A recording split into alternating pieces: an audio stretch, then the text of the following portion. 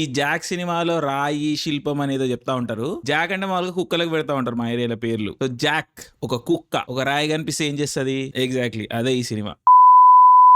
Jack teaser trailer వచ్చిన రోజు నుంచి ఈ మూవీ మీద ఎవరికి ఏం ఎక్స్పెక్టేషన్స్ లేవు. నాకైతే ఈ ప్రాజెక్ట్ అనౌన్స్ అయిన రోజు నుంచి ఎక్స్పెక్టేషన్స్ లేవు.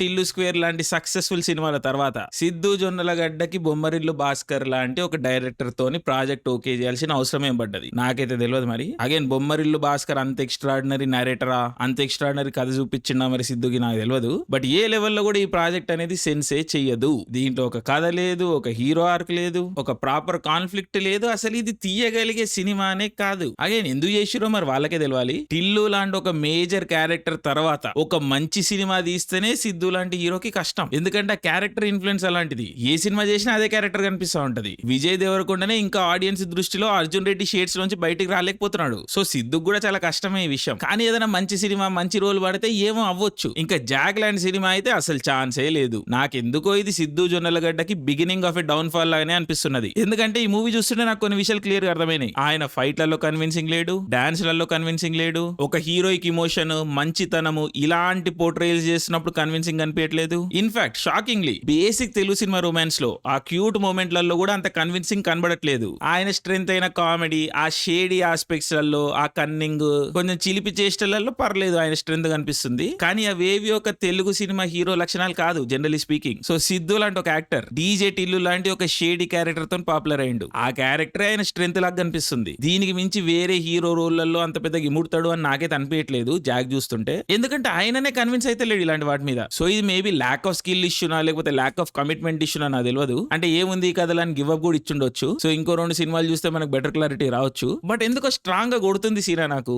సిద్ధు కొంచెం స్టక్ అయిపోతాడు టిల్లు జోన్ లోనే. టిల్లు నడిచిన రోజులు నడుస్తాయి. ఇది కాకుండా ఇంకేమన్నా సినిమాలు మరి కష్టమే అనిపిస్తుంది నాకైతే. అగైన్ ఎవరిని మనం రైట్ ఆఫ్ చేయకూడదు, బట్ అనిపిస్తుంది చెప్పాలి న్యాయం కాబట్టి చెప్తున్నా. బట్ ఎనీవే జాక్ సినిమా ఎట్లుంది అంటే చాలా వర్స్ట్ ఉంది, చాలా వర్స్ట్ ఉంది. Unbearable watch. చెప్తున్నా కదా కథ ఏం లేదు సినిమాలో. పాబ్లో నెరుడా అంటారు, రా అంటారు, ప్రొటెక్షన్ అంటారు, కంట్రీ ముందు నిలబడతా అంటారు, ఏదేదో ఉంటది. అసలు కథ లేదు మూవీలో. బేసిక్ ప్లాట్ ఐడియా ఉంటది ఒకటి, లిటరలీ 1 లైన్. దాని నుంచి 2 గంటల సినిమా లాని చూసిర్రు. వర్స్ట్ ఉంటది, చూడలేం, అసలు చూడలేం, లిటరలీ చూడలేం. సెకండ్ హాఫ్ అయితే అన్వాచబుల్. లిటరలీ ఏమీ జరగదు మూవీలో. Worst acting, worst performances, worst comedy, worst romance, utterly disasters songs, nothing అంటే నథింగ్. సినిమాలో ఏ ఒక్క ఎలిమెంట్ వర్క్ కాదు. వైష్ణవి చైతన్య, ప్రకాష్ రాజ్, సిద్ధు జొన్నలగడ్డ, నరేష్, సుబ్బరాజు ఇట్లా ఎంతో మంది యాక్టర్స్ ఉన్నారు. వాళ్ళందరిది వీకెస్ట్ వర్కే. నేను చెప్తున్నా కదా టెర్బుల్ అంటే టెర్బుల్ యాక్టింగ్. ఒక్క విషయం ఏంటంటే సినిమా షూటింగ్ లొకేషన్స్ అన్ని ఆల్మోస్ట్ రియలే ఉంటాయి. ఈ సెట్లలో గిట్లలో తీయలేదు సినిమాని. సో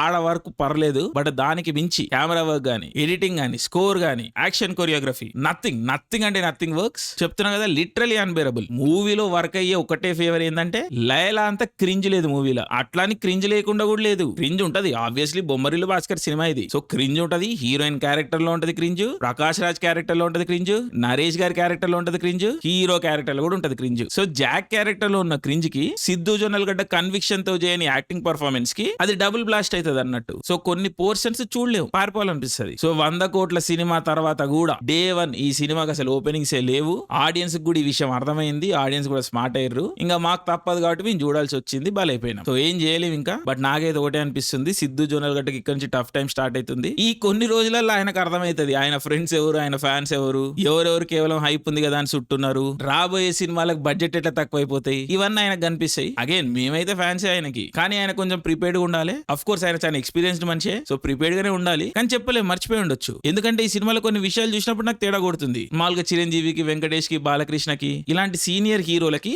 ఆ ఫేస్ మీద ముడతలు పోవడానికి కొంచెం ఫేస్ రిఫైన్మెంట్ అవి చేస్తుంటారు కలర్ గ్రేడ్ లో. అవి మాకు కనిపిస్తే తెలుస్తాయి కూడా. కానీ రివ్యూలో చెప్పం ఎందుకంటే పాపం సీనియర్ హీరోలు లైట్ అని అనిపిస్తుంది. కానీ గా టెక్నిక్ లో సిద్ధు జొన్నలగడ్డ వాడిండి ఈ సినిమాలో. నిన్ను యాక్సెప్ట్ చేసేసినాం సిద్ధు, మేము నిన్ను నీలాగానే యాక్సెప్ట్ చేసినాం. సో ఈ రోజు ఎందుకు కొత్తగా నువ్వు చేయాల్సి వస్తుందా, ఇన్సెక్యూరిటీ ఎందుకు వస్తుందో నాకు తెలుస్తలేదు. ఇది ఇండస్ట్రీ నేర్పించిందా లేకపోతే నీకే అనిపిస్తుందా, ఐ డోంట్ నో. సో ఇలాంటి విషయాలు కొంచెం తేడా కొడుతున్నాయి నాకు. సో ఆయన చుట్టూ ఉన్న స్క్రాప్ క్లియర్ అయితే ఆయన కూడా క్లారిటీ వస్తుందేమో. జాగ్ లాంటి సినిమా తర్వాత స్క్రాప్ ఎట్టైనా క్లియర్ అవుతుంది. సో మేబీ బెటర్ రిజల్ట్స్ వస్తాయేమో దీని నుంచి, చూడాలి మరి. At least hope. అగైన్ మనం ఏమి జ్యోతిష్యం చెప్పడానికి ఎవరం కాదు. బట్ జాక్ అయితే కొంచెం కష్టమే, వాష్ అవుట్ అయ్యే అవకాశాలు ఎక్కువ ఉన్నాయి. సో ఇంకా చూడాలి మరి. సో ఎస్ జాక్, కుక్క, రాయి చెప్పినా కదా సేమ్ ఫీలింగ్. అగైన్ నన్నేమనకండి, సినిమా చూడండి మీరే తెలుసుకోండి. అవును భయ కరెక్ట్ చెప్పినా అంటారు. సో యా, జై హింద్.